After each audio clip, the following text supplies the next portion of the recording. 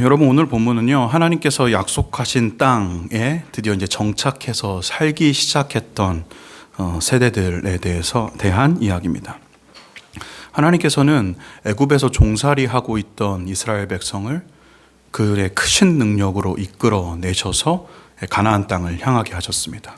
가나안 땅을 향하는 그 광야 여정길에서 있었던 모든 사건 가운데 하나님은 그들을 보호하시고 인도하셨을 뿐만 아니라 만나와 메추라기로 먹이시고 가나안 초입까지 인도하셨습니다. 또한 그때 당시에 최강의 군사력을 가지고 있었던 가나안의 7 족속과의 전쟁 가운데 전쟁의 무기라고는 전혀 없고 전쟁을 치러본 적도 없는 이스라엘이 승리하도록 인도하시고 결국 그들을 물리쳐내시고 가나안 땅을 하나님께서 이스라엘 백성들에게 허락하셨습니다. 이제 이스라엘에게 남은 것은요, 하나님과 그들이 약속한 대로 이 가나안 땅에서 하나님 한 분만을 섬기면서 살면서 하나님을 의지하고 또한 그분의 보호하심 아래에서 살아가는 것, 이것이 바로 사사기 시대를 살아가는 백성들에게 남아있던 숙제였습니다. 그런데 오늘 본문은요, 이들이 어긋난 선택을 하는 것으로부터 시작하기 시작합니다. 오늘 본문 8절입니다. 이스라엘 자손이 여호와의 목전에 악을 행하여 자기들의 하나님 여호와를 잊어버리고 바알과 아세라들을 섬긴지라. 이스라엘은요, 가지 말아야 될 길을 처음부터 선택했습니다. 바알과 아세라, 가나안의 신들이거든요. 풍요의 신 바알, 그리고 다산의 신 아세라는 이제 막 목축에서 농사업으로 이제 먹고 사는 것을 바꿨던 이스라엘 백성들에게는 이 풍요와 다산은 굉장히 매력적인 신으로 다가왔습니다. 거기다가 이 바알과 아세라의 제사 행위에는 항상 그 성전 창기와 몸을 섞는 그런 행위들이 뒤따랐기 때문에 그들은 이 풍요와 다산 그리고 육체적인 쾌락까지 즐길 수 있게 하는 이런 이 가나안 땅의 종교가 굉장히 매력적으로 다가온 겁니다. 여태까지 그들에게 은혜를 베푸셨던 하나님을 생각하면 그것을 그들이 조금만 마음에 담고 있었으면 마땅히 이것을 물리쳐야 되는 것이 합당한 그들의 선택이고 상식적이고 합리적인 선택이었습니다. 그런데 이들은 그 은혜를 베푸신 하나님을 속히 떠나서 바알과 아세라를 섬기는데 주저하지 않습니다. 그런데 오늘 본문을 읽으면서 한 가지 주의할 점이 있습니다. 뭐냐면 이스라엘 백성들이 지금 성경의 증언대로 바알과 아세라를 섬겼다 해서 그들이 하나님을 섬기는 행위를 모두 다 근절한 것이냐? 그런 것은 아니라는 겁니다. 그들은 여전히 제사를 드리고 속죄제를 드리고 번제를 드리는 이 어떤 신앙의 행위들은요, 계속해서 해나갔습니다. 이스라엘 역사에서 이런 어떤 신앙의 행위가 완전히 단절됐던 시기는요, 극도로 짧은 시기밖에 없습니다. 만약 이스라엘 이 당시를 살고 있는 8절, 사사기 3장 8절을 살고 있는 이스라엘 백성들에게 여러분 어찌 그 은혜를 베푸신 하나님을 잊어버리고 당신들이 바알과 아세라를 섬길 수 있겠습니까? 라고 그렇게 반문한다면요, 이들은 이렇게 대답할 겁니다. 우리가 하나님을 버렸다뇨? 아닙니다. 우리 방금 전에도 하나님 앞에 속죄와 번제제 제사를 드리고 지금 내려오는 길입니다. 우리는 하나님 버리지 않았습니다. 라고 이들이 대답을 할 거라는 겁니다. 즉 이스라엘 백성들은 하나님과 바알과 아세라를 동시에 섬긴 거죠. 이들은 이렇게 동시에 섬기는 것에 대해서 문제의식을 느끼지 못했거나 아니면 더 높은 확률로 알면서도 이것이 잘못된 것이면 알면서도 이러는 행동을 한 겁니다. 우리가 주목할 것은 그들의 이러한 행위에 대한 성경의 평가입니다. 그럼 성경은 그들의 이런 행동에 대해서 뭐라고 얘기하냐면 그들이 여전히 속죄제와 번제를 드리고 성소에서 제사를 드리고 있었음에도 불구하고 성경은 이들에 대해서 그들이 하나님을 잊어버렸다. 그리고 그들이 하나님의 목전 앞에서 악을 행했다라고 판단합니다. 여러분, 이러한 이스라엘의 행위에 대해서 성경은 이들이 바알과 아세라와 하나님을 겸하여 섬겼다라는 식으로 설명하고 있지 않고 이들이 하나님을 잊어버리고 버렸다라고 성경은 평가하고 있다는 겁니다. 여러분, 이것이 성경이 그러한 상태 가운데 있는 사람을 향해 내리는 정의와 기준입니다. 여러분, 우리는요, 이 성경의 기준에 대해서 굉장히 깊이 생각해 볼 필요가 있습니다. 왜냐하면 오늘날 많은 사람들이 이 이스라엘 백성들과 같이 신앙하면서 그거에 대해서 문제점을 느끼지 못한 채 살아가는 경우가 굉장히 많기 때문입니다. 그들의 겉모습은 지금 우리와 같이 예배 자리에 앉아서 예배하는 것과 동일한 예배의 형태를 취하고 있습니다. 겉모습만 보면 굉장히 하나님을 잘 섬기는 시대 사람과 같습니다. 특별히 이렇게 하나님을 섬기기 어려워지는 시대일수록 굉장히 조그마한 신앙의 행위를 하는 사람이 열렬한 신앙을 하고 있는 것처럼 보이는 것이 우리의 현실이기에 그런 사람은 하나님을 잘 섬기고 있구나라고 다른 사람도 평가하고 그 사람 스스로도 착각할 만한 그런 상황입니다. 주일 예배만 한 가지만 열심히 드린다 하더라도 그렇게 생각할 만하다는 거죠. 그런데 문제는요, 그렇게 하고 있는 그들의 내면을 잘 살펴보면 그들의 마음과 중심에는 여전히 나의 유익이라는 이 바알과 아세라가 여전히 있는 겁니다. 여러분, 이스라엘 백성들이 바알과 아세라를 겸하여 섬겼던 이유는 그것이 그들에게 유익을 줄 수 있을 것 같이 생각이 되었기 때문에 그렇습니다. 이 바알과 아세라를 섬기는 것이 그들에게 풍요를 줄 수 있는 것처럼, 노동력을 허락하여서 이 농사를 잘 짓게 만들 수 있는 것처럼 여겨졌기 때문에, 그들에게 유익하기 때문에 바알과 아세라를 섬긴 겁니다. 즉, 이 시대에 이 이스라엘 백성들과 같이 신앙하는 자들도 똑같이 합니다. 자신의 유익을 가지고서 하나님을 신앙하는 겁니다. 그들이 선택하고 결정하는 것을 보면 우리가 잘 알 수 있습니다. 직장을 선택하는 거, 사람을 만나서 교제하는 거, 아니면 그들이 어떠한 기준으로 시간과 돈을 사용하는지, 아니면 심지어 이 주일 예배를 참석하는 것을 어떻게 하는지를 통해서 그들은 이 모든 것을, 사소한 것부터 중요한 것을 판단 내릴 때 그들의 내면을 잘 보면 거기에는 기준이 있습니다. 어떤 기준이 있냐? 이것이 나에게 유익한가? 나에게 도움을 줄 수 있을 것인가에 대해서 생각하면서 모든 것을 판단하고 결정하고 있다는 겁니다. 그들에게 이것이 하나님이 기뻐하시는 일인가는 판단의 기준이 되지 않습니다. 아니면 이러한 판단 기준은 없거나 선택적으로 적용이 됩니다. 즉, 내 유익에 방해되지 않을 때에는 이것이 하나님이 옳은 것이냐에 대해서 생각을 하고, 그런데 이것이 내 유익에 뭔가 방해되고 나를 괴롭게 하거나 힘들 것 같은 요소가 들어지면은 하나님이 기뻐하실까라는 것은 뒤에다 몰려넣는 것입니다. 그래놓고 더 문제는 자신의 신앙에 대해서 만족합니다. 이 정도면 됐다라는 거죠. 성경이 말하는 기준이 아니라 자기가 생각하는 어느 정도의 기준을 세운 겁니다. 이스라엘 백성들이 왜 그렇게 했냐? 하나님도 섬기면서 바알과 아세라도 섬겨도 그냥 그렇게 문제되지 않을 것 같이 여겨진 겁니다. 본인 스스로 성경의 기준이 아니라 자기 기준을 따로 만든 거죠. 그리고 그 기준에 합쳐서 그냥 살아가면서 적당히 겉으로 신앙의 어떤 행위들이 있으면 나는 괜찮다, 지금 잘하고 있다라고 판단을 내리는 겁니다. 어떠한 경우엔 이러한 상태가 굉장히 오래돼서 습관처럼 굳어져 가지고 문제의식조차 느끼지 못할 정도의 어떤 바알과 아세라를 섬기는 행위들이 그들의 삶 가운데 여전히 있다는 겁니다. 그런데 여러분, 성경의 기준은요, 중간지대라는 것은 없습니다. 여러분, 목사님 누구나 그럴 수 있는 거 아닙니까? 어떻게 완벽하게 하나님 한 분만을 섬길 수가 있겠습니까? 그거는 불가능한 거 아닙니까? 라고 말해도요, 오늘 성경의 기준은 명확합니다. 성경은 하나님과 다른 신을 겸하여 섬기는 개념 자체에 대해서 인정하고 있지 않습니다. 하나님과 다른 것을 겸하여 섬기는 그 상태에 대해서 너희가 하나님 앞에서 악을 행했고 하나님을 버렸다라고 성경을 증언하고 있는 겁니다. 하나님을 온전히 섬기든지 아니면 겉모습만 하나님은 있고 바알과 아세라 같은 자신의 유익을 섬기든지 둘 중에 하나라는 겁니다. 여러분, 성경이 이렇게 단호하게 이야기하는 이유가 있습니다. 왜 그러냐면 우리가 섬기는 하나님은 그렇게 다른 신들과 겸하여 섬기는 대우를 받으실 만한 하나님이 아니기 때문에 그렇습니다. 성경이 이렇게 그 문제에 있어서는 굉장히 단호하며 0.1%의 어떤 한치도 물러서려고 하지 않고 이 문제에 있어서는 확실하게 선을 긋는 이유는 하나님께서 하나님이시기 때문에 그렇습니다. 여러분, 하나님은 외에 다른 신은 없을 뿐더러 그분은 살아계시고 유일하신 하나님입니다. 하나님은 사람들이 돌이나 나무로 만든 어떤 그런 신들과 비교하실 수 있는 그런 분이 아닙니다. 그리고 그것을 빙자한 나의 자와도 같이 섬길 수 있는 그런 분이 아니라는 겁니다.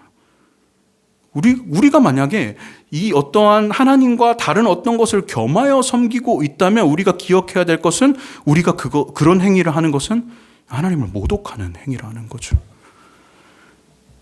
여러분, 우리는요, 어떤 아내나 여자친구를 둔 남자가 다른 여자를 만나는 것, 소위 바람이나 불륜하는 것에 대해서 극도의 어떤 분노를 합니다.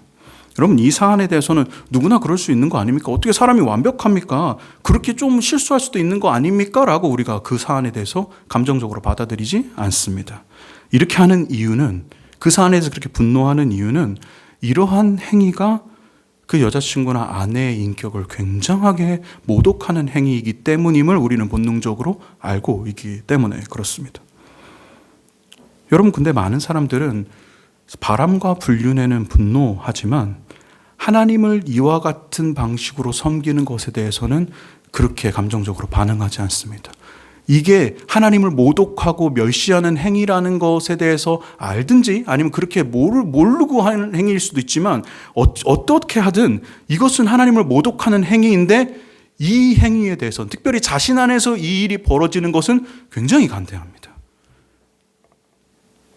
만약에 우리가 바알과 아세라라는 이 나의 유익을 끌어안고 계속해서 신앙하고 있다면 그것은 여러분이 알고 그러든 모르고 그러든 한 가지 확실한 건 이게 하나님의 인격을 모독하는 행위라는 것입니다. 성경은 그런 우리의 행태에 대해서 너희가 하나님을 잊어버렸고 하나님 앞에서 악을 행했다라고 우리에게 정의를 내리고 있는 겁니다. 여러분, 이러한 성경의 평가는요, 우리를 굉장히 두렵게 만듭니다. 사실 여러분, 이런 우리를 위선하지 않고서는 저를 포함해서 여기 있는 모든 자들이 여기서부터 자유한다라고 할 수 있을 만한 사람이 누가 있겠습니까? 하지만 여러분, 이 기준이 아무리 우리를 두렵게 하고 어렵게 한다라도요, 이 기준을 변경하지 마십시오. 이게 성경의 기준입니다. 여러분, 이것을 적당히 타협하려고 하거나 알면서도 모르는 채 내가 만드는 새로운 기준을 만들어서 거기에서 만족하려고 하는 어떤 시도들을 여러분 다 근절해야 됩니다. 여러분, 신앙에서 벗어나는 것은 항상 이러한 시도에서 시작돼요. 이것이 하나님 앞에 죄악임을 알고서 돌이켜야 되는데 그것을 자기네 마음 안에서 조금씩 물러나면서 타협하면서부터 신앙이 변절되기 시작합니다. 여러분, 성경의 기준을 명확하게 하십시오. 이것이 우리를 고통스럽게 하고 힘들게 하고 우리를 낭만케 한다 하더라도 이 기준을 물러서셔서는 안 됩니다. 왜냐하면 하나님은 온전히 한 분만을 섬기기에 합당하신 분이며 다른 것과 겸하여 섬기는 건 하나님을 멸시하는 행위이기 때문에 그렇습니다. 이스라엘은 이 방식을 통해서 하나님을 멸시한 겁니다. 그들에게 은혜를 그토록 베푸셨던, 애굽의 출애굽 시절부터 가나안에 이르는 그 여정을 그렇게 인도하셨던 그 하나님에 대해서 이스라엘은 멸시하고 능욕하는 태도를 보인 거죠. 그리고 그런 하나님은 이런 이스라엘 백성들에 대해서 진노하십니다. 진노하셔서 어떻게 하시냐면 그들을 메소포타미아 왕 구산 리사다임에게 넘겨서 8년이라는 종살이의 시간을 보내게 됩니다. 자유도 없고 선하지도 않는 주인의 의사에 따라서 살아가는 압제의 시간을 보내게 하신 겁니다. 9절, 8절에 여호와께서 이스라엘에게 진노하사 그들을 메소포타미아 왕 구산 리다라임의 손에 파셨으므로 이스라엘 자손이 8년 동안 섬겼더니라는 겁니다. 그럼 이스라엘 백성들이 이방 민족에게 압제를 받는다라는 것은 여러분, 이 개념을 하나님께서 억지로 이스라엘 백성들을 이 종살이로 넘기셨다라고 하면 성경의 개념과는 좀 다릅니다. 물론 이 말도 맞지만 더 정확한 개념은요, 여기서 이스라엘 백성들이 이방 민족의 압제에 넘어간 것은 무엇이냐면 그들을 보호하셨던 하나님의 보호의 손을 잠시 거두신 겁니다. 왜냐하면 여러분, 가나안 땅에 살고 있는 이스라엘 백성들은 객관적으로 그들의 어떤 가나안 족속들과 그들의 어떤 상태, 군사력이나 정치력이나 아니면 어떤 그 대처 능력, 이 모든 것을 객관적으로 봤을 때는 이스라엘은 원래 가나안의 압제 속에서 살 수밖에 없는 그런 상태 가운데 살아야지 정상입니다. 이게 객관적인 상태입니다. 근데 그런 이스라엘이 왜 여태까지 이방의 압제 가운데 살지 않았느냐? 하나님 그들을 보호하셨기 때문이죠. 그런데 이 언약을 깬, 이스라엘 스스로 언약을 깬 그들을 향해서 하나님의 이 보호의 손길을 잠시 거두신 겁니다. 그래서 이들은 즉 이들이 지금 구산 리사다임의 손 안에서 지금 고통하고 있고 괴로워하고 있고 자유를 잃어버린 채 고통하는 이유는 하나님과 관계가 깨져버렸기 때문입니다. 그들 스스로 하나님을 떠나버리고 그들 스스로 다른 것을 선택함으로 하나님의 보호하심을 버려버렸기 때문에 지금 이 상태에 처해 있는 거죠. 즉 이들은 지금 자신의 죄악의 열매를 먹고 있는 겁니다. 8년 동안 그 안에서 말입니다. 여러분, 하나님을 스스로 떠난 사람들, 즉 아까와 같이 다른 것과 하나님을 겸하여 섬기거나 하나님을 온전히 섬기지 않는 사람들은요, 예외 없이 죄악의 열매를 먹게 됩니다. 그리고 그것은 우리가 따로 증명하지 않아도 우리가 이 땅에서 살면서 우리는 경험하면서 살고 있습니다. 여러분, 우리가 이 땅에서 겪는 굉장히 수많은 고통들 있지 않습니까? 어떤 미래에 대한 막막함들, 그리고 또 이 사회 가운데서 내가 뒤처지면 어떻게 하냐 하는 어떤 두려움들, 그리고 이 사회 속에서 생존하기 위해서 남을 밟아야 되고 또 피와 땀을 흘려야지만 간신히 나의 어떤 상황과 지위를 보존할 수 있는, 그래서 그 피와 땀을 흘리고 남을 해하면서까지 상황과 지위를 보존하기 위한 그 일로 인해서 인간관계에서 생기는 그 수많은 고통과 괴로움과 어려움들, 이 모든 것은요 사실 죄로 인한 결과입니다. 어떤 사람들은 이렇게 얘기합니다. 인생은 원래 다 그런 거다. 인생은 살면서 원래 다 고통스러운 거다 라고 이야기하면 성경을 모르는 이야기입니다. 여러분, 이 모든 것은요 죄로 인한 고통입니다. 만약에 인류가 이스라엘처럼 하나님을 버리지 않았다면, 첫 인류가 하나님과의 언약을 스스로 깨버리지 않았다면요, 지금까지 설명했던 우리가 인생에서 겪는 이 모든 일들은 우리에게 0.1%도 일어나지 않았을 일입니다. 이 모든 일들이 일어난 이유는 인간 스스로 이스라엘처럼 하나님을 버렸기 때문이죠. 그리고 우리가 그 고통 가운데 살고 있는 이유도, 여러분이 일주일 동안 정말 치열하게 살아면서 겪는 그 모든 고통의 이유도 가장 근본으로 따져 올라가면 우리가 인류가 하나님을 버린 결과입니다. 즉 죄의 결과라는 겁니다. 우리도 이스라엘도 여전히 이 땅에서 살아가면서 죄의 열매를 먹고 있는 겁니다. 그래서 우리가 이로부터 도망가기 원하면 이스라엘이 지금 어떻게 하는지에 대해서 살펴볼 필요가 있는 겁니다. 구산 리사다임의 손에서 8년이나 고통받고 있던 이스라엘은요, 8년의 시간이 지나서야 그제서야 정신을 차립니다. 자신들이 하나님을 버렸던 것, 그리고 자신들의 유익으로 인해서 바알과 아세라를 겸하여 섬겼던 것, 여러분, 이들이 이것을 모르지 않습니다. 왜냐하면 하나님이 여전히 말씀하셨고 그들 가운데는 하나님의 율법을 가르치는 레위인들이 여전히 살아있었기 때문에 그렇습니다. 그들은 이걸 모르지 않았어요. 근데 그런 것들을 이제 회개하고 고통 가운데 돌이키기 시작합니다. 그리고 하나님께 부르짖기 시작합니다. 그리고 이 부르짖음에 하나님은 즉시 응답하시기 시작합니다. 9절입니다. 이스라엘 자손이 여호와께 부르짖음에 여호와께서 이스라엘 자손을 위하여 한 구원자를 세워 그들 구원하게 하시니 그는 곧 갈렙의 아우 그나스의 아들 온니엘이니라. 여러분, 우리가 이 8절, 이 9절 말씀이죠. 이 9절 말씀에서 이 내용을 살피기 전에 가장 먼저 우리가 밝혀지는 것은 뭐냐면 8절에서 하나님께서 이스라엘에게 진노하셨다라는 것에 대한 이 진노의 의미입니다. 많은 사람들은요, 이 구약 성경에서 이스라엘이 범죄할 때마다 바로바로 형벌하시는 그 하나님을 보고서 어떻게 생각하시냐면, 하나님 굉장히 무서운 분이다. 잘못하기만 하면 바로바로 벌하시는 분이 바로 하나님이다라는 어떤 인식을 갖는 경우가 굉장히 많이 있습니다.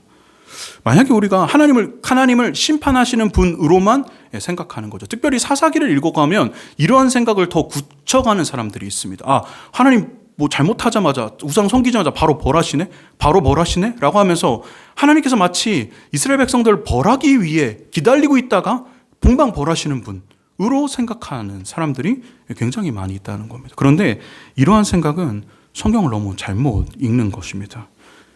하나님께서 이스라엘을 압제 가운데 두시고 그들의 죄악, 하나님을 떠난 죄악의 열매를 먹게 하신 것은 그들을 심판하려는 의도가 아니셨습니다. 만약에 그들을 심판하려는 의도로 이렇게 하셨다면 그냥 멸해버리시면 됩니다. 딱 멸해버리시고 다른 새로운 민족을 들어가지고 자신의 뜻을 펼치시면 됩니다. 굳이 이렇게 어려운 방법을 사용하시지 않으셔도 돼요. 그런데 그런 불구하고 이스라엘을 이방 민족의 압제 속에 두시고 죄악의 열매를 먹게 하신 이유는 9절에 드러나는 하나님의 의도는 뭐냐면 그들이 돌이키길 바라신 겁니다. 왜 돌이키길 바라셨을까요? 하나님께서 이스라엘 백성들을 여전히 사랑하고 계신 겁니다. 그들을 사랑하셔서 이들이 멸망의 길로 가는 것을 원치 않으셨기 때문에 이들을 이방 민족의 압제에 내어주신 겁니다. 즉 하나님의 8절에 나오는 하나님의 진노는 최종적인 심판이 아니라 사랑하는 자에게 주는 징계라는 것이 이 9절 말씀에서 드러난다는 겁니다. 여러분 성경을 좀만 차분히 읽어보시면요, 하나님은 단번에 이들을 이스라엘 민족의 압제 가운데 두신 것이 아닙니다. 한 장 넘겨서 사사기 2장에 보면 야 너희가 이방 민족을 몰아내지 않음으로 해서 고통이 있을 것이다 라고 하나님께서 경고하셨고, 한 장만 더 넘겨서 여호수아 23장에 보면 여호수아는 이러한 상태가 될 것이 너무나 두려워서 세겜의 이스라엘 백성들을 다 물러 모아가지고 야 너희가 이 땅에서 하나님 한 분만을 섬겨야 된다. 근데 너희가 안 그럴 것 같아서 나는 두려우니 그럴 거면 지금이라도 떠나라. 나와 내 집은 하나님을 섬길 테니 너희는 떠나라 라고 그렇게 경고합니다.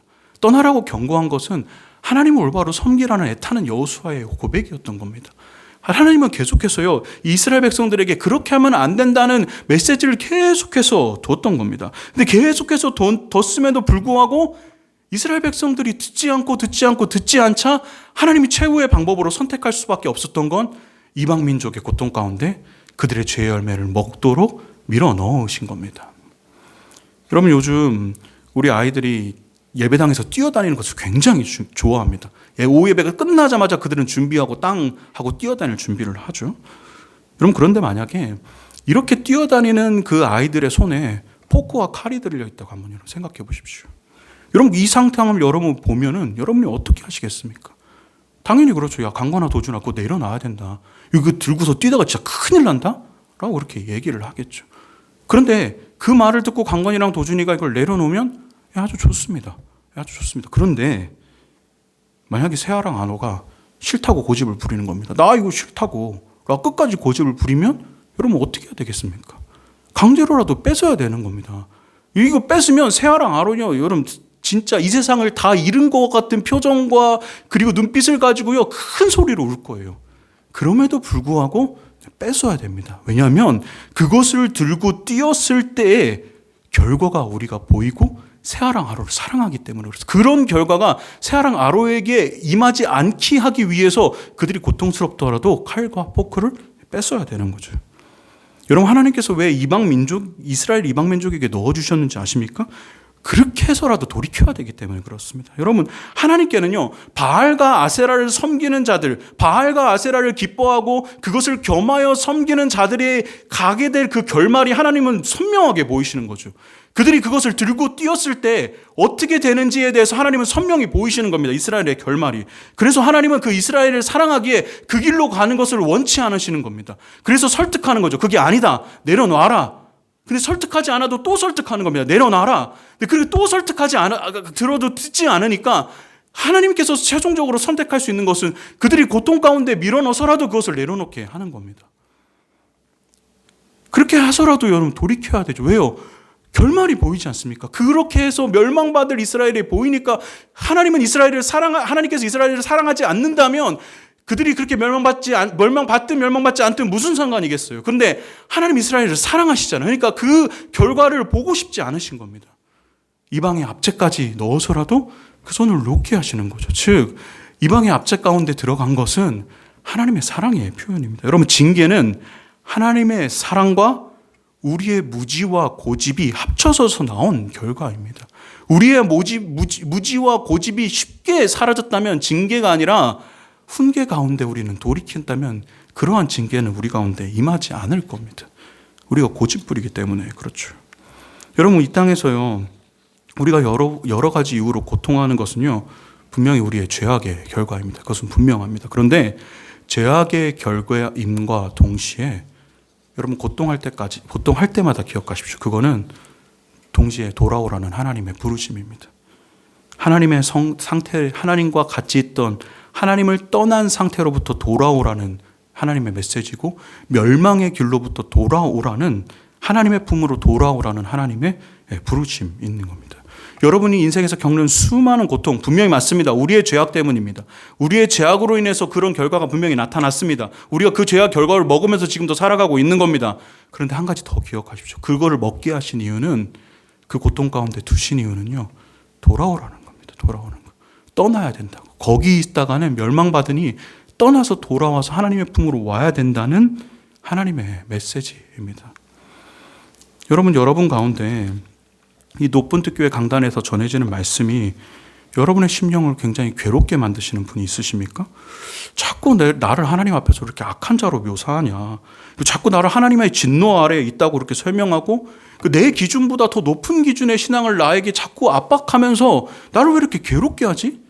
이 말씀과 이 교회는 나한테 왜 이렇게 나를 푸시하며, 내가 지금 있는 상태로 나는 가만히 있었으면 좋겠는데 왜 나에게 무언가를 더 요구하지? 라는 생각이 드는 분들이 계십니까? 특별히 말씀이 여러분을 그렇게 하고 있는 것을 경험하고 있는 분이 계십니까? 여러분, 그런 분이 있다면 기억하십시오. 100% 하나님의 사랑의 표현입니다. 돌아오라는 겁니다. 그대로 있다가는 멸망받으니까 돌아오라는 겁니다. 하나님께서 그대로 있다가 멸망받는 길이 뻔히 보이기 때문에 그 길로부터 돌이키라는 하나님의 말씀입니다. 여러분, 하나님이 무엇이 부족해서 여러분의 것을 뺏으려고 그렇게 하시겠습니까? 이 온 세상이 다 하나님의 것인데 하나님이 여러분의 자 하나를 뺏어가지고 그것이 하나님 앞에 무슨 유익이 되겠습니까? 여러분 생각해 보십시오. 여러분 한 명이 하나님의 말씀에 온전히 산다고 해서 그것이 하나님한테 어떤 이득이 되겠습니까? 그럼에도 불구하고 하나님이 계속해서 여러분의 마음을 두드리는 이유는 하나이죠.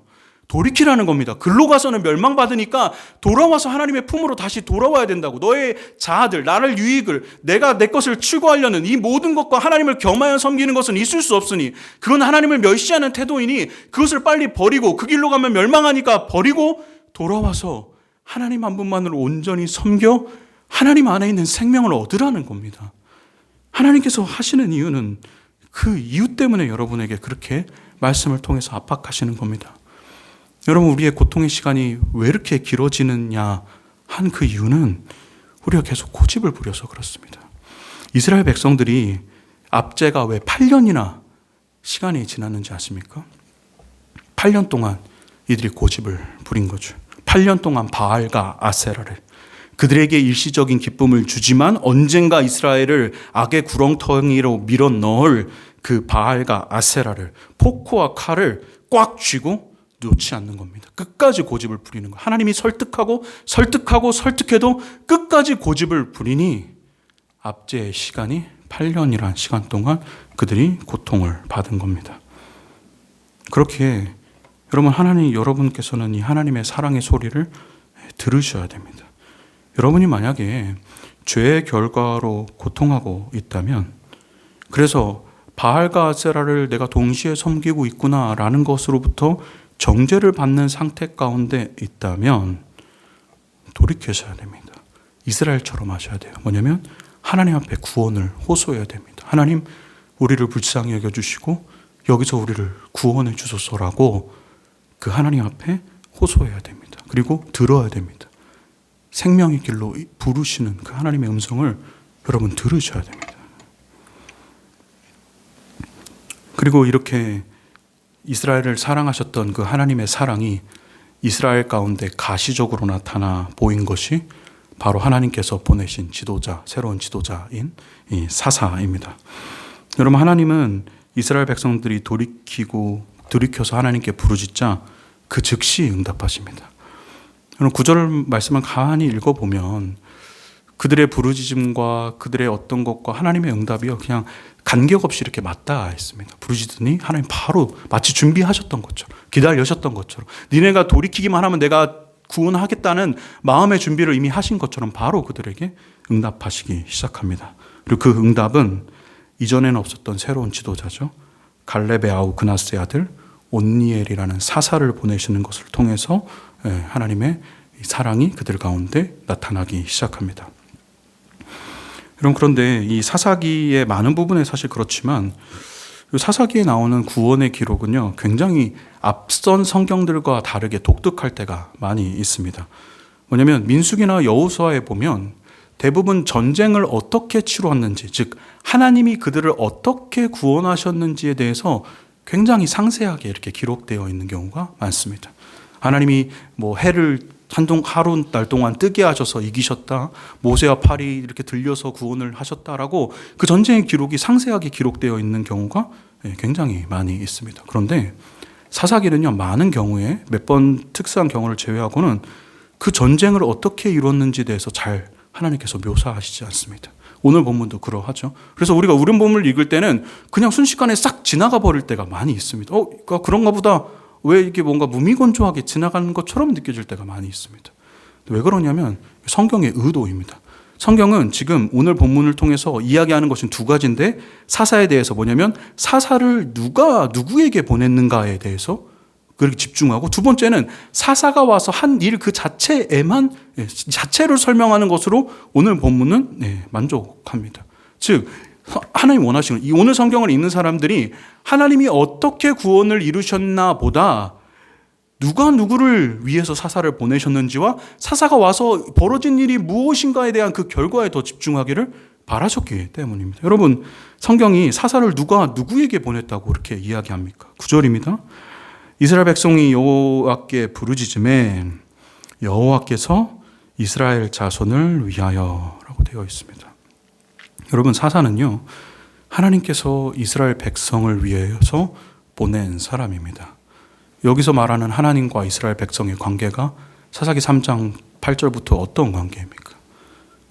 바알과 아세라를 섬기고 그렇게 함을 통해서 하나님을 능욕하고 멸시했던 자들이 이스라엘입니다. 그리고 하나님은 그에 의해서 능욕받고 조롱과 멸시를 받았던 분이 하나님입니다. 근데 하나님은 그러한 자들을 위해서 하나님께서 능욕받고 멸시받았던 그 하나님께서 그렇게 한 자들을 위해서 사사를 보내셨다라고 성경은 명확하게 기록하고 있습니다. 즉 이 사사를 보내심은요, 철저히 다시 말씀드리지만 죄인된 우리를 향한 하나님의 사랑의 메시지입니다. 이를 통해서 구원하시겠다는 하나님 스스로의 결단이기도 하지만 이 죄인된 자들을 향한 하나님의 사랑의 메시지인 겁니다. 하나님은 한 구원자를 보내셔서 이스라엘을 구원하게 하셨어요. 한 구원자입니다. 그럼 또한 사사가 한 일이, 그가 와서 무슨 일을 했는지는 10절에 이렇게 되어 있습니다. 그가 이스라엘의 사사가 되어 나가서 싸울 때 여호와께서 메소포타미아 왕 구산 리사다임의 손에 그를 넘겨주심에 온니엘이 손이 구산 리사다임을 이기니라. 온니엘, 사사가 한 일은 뭐냐면 압제받는 이스라엘을 대신해서 나가서 싸웠습니다. 그리고 구산 리사다임을 이김을 통해서 이스라엘이 있는 모든 압제로부터 이스라엘을 자유케 한 거죠. 여태까지 종으로 살았던 그들로부터 해방하여서 죄의 열매를 먹고 있던 그들로부터 벗어나게 해서 자유와 평안을 준 것이 바로 사사가 한 일입니다. 여러분, 이스라엘이 압제로부터 벗어났다라는 것은 그 압제의 원인이 제거됐다는 의미입니다.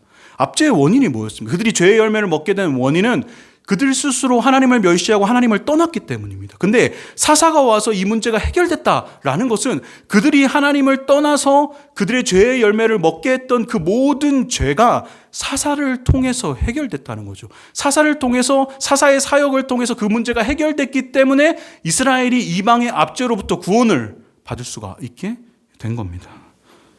즉 이것이 하나님께서 사사를 보내셔서 행하실 일입니다. 여러분이 만약에 바알과 아세라를 섬김으로 하나님 앞에서 정죄받으며 그 죄의 열매를 먹고 살아가고 있다면, 그것으로 인해서 고통하고 있다면, 여러분에게 필요한 것은 그러한 우리들에게, 하나님 멸시하고 살고 있는 우리들에게 보내주시는 하나님의 사사입니다. 하나님께서 사랑으로 보내주신 하나님의 사사가 우리에게 필요합니다. 여러분, 하나님은 이스라엘에게 그러하셨던 것처럼 우리에게도 당신의 사랑을 선명하게 나타내 보여주셨어요. 어떻게 해요? 자신의 하나밖에 없는 아들을 우리를 위해서 내보내심을 통해서 우리를 향한 하나님의 사랑을요 선명하게 우리에게 입증하셨습니다. 여러분, 우리는 이스라엘 백성들과 같잖아요. 우리의 유익과 바알과 아세라를 섬기고 있고 하나님을 멸시하고 능욕했잖아요. 그로 인해서 죄의 열매를 먹으면서 살아가고 있잖아요. 그런데 하나님은 그런 우리를 자유케 하시기 위해서 자신의 하나밖에 없는 아들을 우리의 사사로 이 땅에 보내신 겁니다. 여러분, 그리스도께서는요 온니엘처럼요 우리를 대신해서 싸우셨어요. 하나님을 우리가 버린 것으로 인한 죄의 결과를 온니엘이 대신해서 해결한 것처럼 예수 그리스도는요 우리를 대신해서 그 일을 행하신 겁니다. 그들이 받아야 될 모든 정죄를 그리스도는 자신이 스스로 받으셨어요. 그래서 이 죄의 문제를 해결하신 겁니다. 여러분, 예수님의 이 사역, 죄 자신이 그리스도가 오셔서 그 죄의 정죄를 대신해서 다 받으시고 죄의 압제로부터 우리를 구원하시는 이 사역을 통해서요 우리에게 새로운 길이 열린 겁니다. 이 사사의 사역을 통해서 단절되었던 이스라엘과 하나님과의 관계가 다시 회복함을 얻은 것처럼 그리스도의 이 사역을 통해서요 가능성이 열린 거죠. 뭐냐면 단절되었던 하나님과 우리와의 관계가 회복되는 겁니다. 다시 회복된다는 것은 죄의 압제와 죄의 열매로 인해서 고통됐던 이 모든 고통으로부터 다시 벗어남을 의미하고, 또한 죄의 열매를 먹고 살아갈 수밖에 없는 우리의 현실에서 벗어나서 그 전능자의 그늘 아래에서 평안히 살 수 있는 길이 하나님께서 보내신 사사인 이 그리스도를 통해서 우리 가운데 일어났다라는 겁니다. 여러분, 오늘 본문에 사사를 보내시는 이 하나님의 마음에는 그리스도 예수가 계셨던 거죠. 그 예수를 통해서 이루실 일을 마음에 담으시고 하나님은 이스라엘 백성들에게 사사를 보내신 겁니다. 여러분, 이제 우리에게 남겨진 숙제는요, 이 하나님의 사랑을 받을 것인가 아니면 계속해서 고집하고 거절할 것인가가 우리에게 남겨진 숙제입니다. 여러분께서 만약에 이 하나님의 사랑을 받기 원하신다면, 그래서 그 지금의 죄의 열매를 먹으면서 살아가는 것이 아니라 하나님의 보호하심과 인도하심 아래에 거하기를 원하신다면, 여러분이 해야 될 것은 하나님께서 보내신 사사인 예수를 믿고 붙들고 그분을 의지하는 것입니다. 여러분, 여러분의 마음을 완악하고 완고하게 해서는 안 됩니다. 고집을 피웠던 이스라엘 백성들에게 나타난 결과는 그들의 고통의 결과가 길어지는 것밖에 없었습니다. 여러분, 마음을 부드럽게 하십시오. 마음을 부드럽게 하십시오. 정말 마음을 부드럽게 하십시오. 그리고 하나님께서 보내신 이 하나님의 이 사랑이 나타난 그리스도 예수, 이 하나님께서 보내신 사사를 여러분이 붙드셔야 됩니다. 왜냐하면 거기에만 생명이 있기 때문에 그렇습니다. 여러분, 만약에 여러분이 그렇게 하시면 예수께서는 여러분의 영원한 사사가 되셔서 여러분을 인도하고 가르치실 뿐만이 아니라 절대로 실패하지 않고 여러분을 하나님의 품까지 인도하실 겁니다.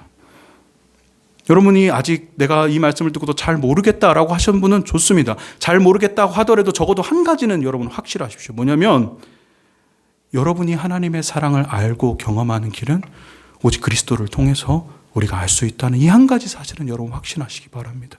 그 사실을 확신하실 때 필요한 건 예수를 알고 찾고 구하는 겁니다. 확신이 들지 않으면 괜찮습니다. 지금부터 찾고 구하십시오. 한 가지만 확실하십시오. 예수를 통해서만 하나님과 회목할 수 있다는 것. 예수를 통해서만 하나님의 사랑을 경험할 수 있다는 겁니다. 다른 방식으로는 하나님의 사랑을 경험할 수도 없고, 다른 방식으로는 죄의 열매로부터 벗어나 하나님의 품 안에 거할 수가 없습니다. 오직 하나님께서 보내신 사사인 그리스도 예수를 알고 붙들고 믿는 것을 통해서만 죄의 결과에서 벗어나 하나님의 품으로 갈 수가 있게 되는 겁니다. 여러분, 오늘 말씀 마지막에 있는 11절에 보면은 이스라엘은 사사 온니엘이 살아있는 동안인 40년 동안 평안을 누립니다.